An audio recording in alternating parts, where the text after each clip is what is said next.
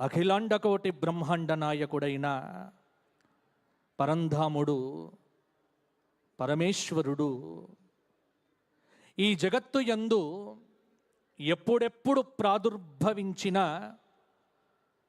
విలాసములన్నింటినీ వ్యాస వాల్మీకు ఆదులు తమ గ్రంథముల యందు వర్ణించినారు.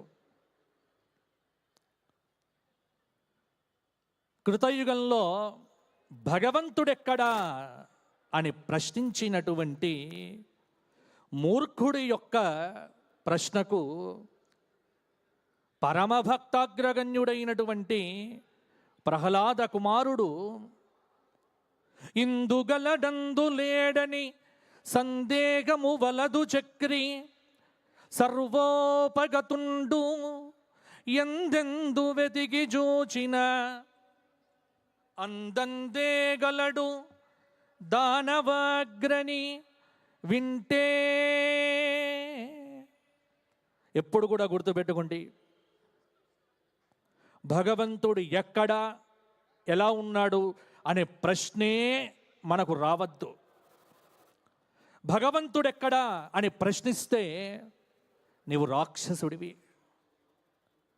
ఉన్నదే మనం భగవత్ యొక్క విభూతిలో ఉన్నాం. నడిచే నేల, పీల్చే గాలి, సమస్తమైనటువంటి ప్రకృతి మొత్తం ఆ భగవానుడి యొక్క చిద్విలాస చిన్మయ వైభవం. పరమ పవిత్రమైనటువంటి ఈ కార్తీక మాసాన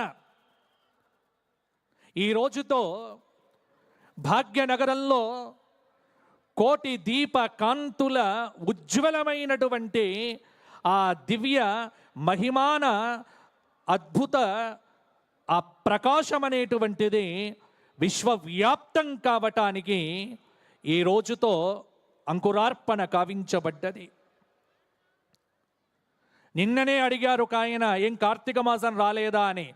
అదేమిట్రా, కార్తీక మాసం వచ్చి 10 రోజులైపోయింది, ఈరోజు ఈ ఉత్థాన ఏకాదశిరా ప్రబోధ ఏకాదశిరా అని నేను చెప్పా ధర్మ సందేహాల్లో. లేదు స్వామి, మాకు కోటి దీపోత్సవం మొదలు కాలేదు కాబట్టి ఇక కార్తీకం రాలేదని అనుకున్నా అన్నాడు.